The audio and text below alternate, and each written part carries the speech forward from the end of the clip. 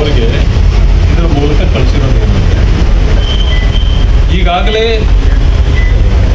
Election commission of India SIR ಮಾಡ್ತಾರೆ. SIR ಏನು ಅಂತಂದರೆ ಡಬಲ್ ತ್ರಿಬಲ್ ಎಂಟ್ರಿ ಸಿಕ್ಕಿದೆ, ಅವೆಲ್ಲ ಹೊರಟೋಗುತ್ತೆ. ಅದು BJP ಅವ್ರದ ಕಾಂಗ್ರೆಸ್ ಅವ್ರದ ಪ್ರಶ್ನೆ ಇಲ್ಲ. Any party, any individual,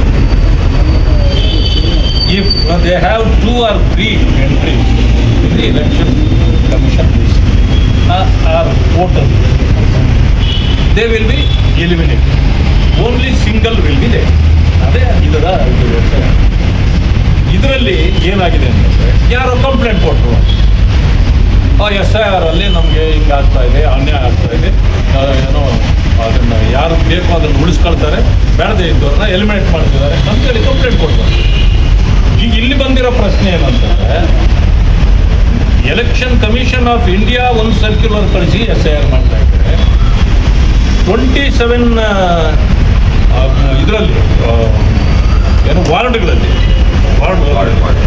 only 27 wards of Bengaluru special ಆಗಿ ತಿರುಗಿ ಇವ್ರದ್ದು ಇನ್ನೊಂದು ಇದು SIR ಮಾಡಲಿಕ್ಕೆ ಹೊರಟಿದ್ದಾರೆ. ಇದು ಸ್ಟೇಟ್ ಎಲೆಕ್ಷನ್ ಕಮಿಷನ್. ಇವ್ರಿಗೆ ಆದೇಶ ಯಾರು ಮಾಡಿದರು? It is very wrong. Without any permission from the election commission of India ಇವ್ರು ಮಾಡ್ತಾ ಇರೋದು ಟೋಟಲಿ ರಾಂಗ್. ಅಂದರೆ on whose instance you are doing it? This is the question posed by this. ಇದು ಏನೋ ಈ ಕಾಂಗ್ರೆಸ್ ಗೌರ್ಮೆಂಟ್ ಮಾಡಿಸ್ತಾ ಇರ್ತಕ್ಕಂಥದ್ದು. ಸ್ಟೇಟ್ ಎಲೆಕ್ಷನ್ ಕಮಿಷನ್ ಅಂದ ತಕ್ಷಣವೇ ಎಲೆಕ್ಷನ್ ಕಮಿಷನ್ ಆಫ್ ಇಂಡಿಯಾಗಿಂತ ದೊಡ್ಡವರಲ್ಲ. Under the election commission, state election commission is also working.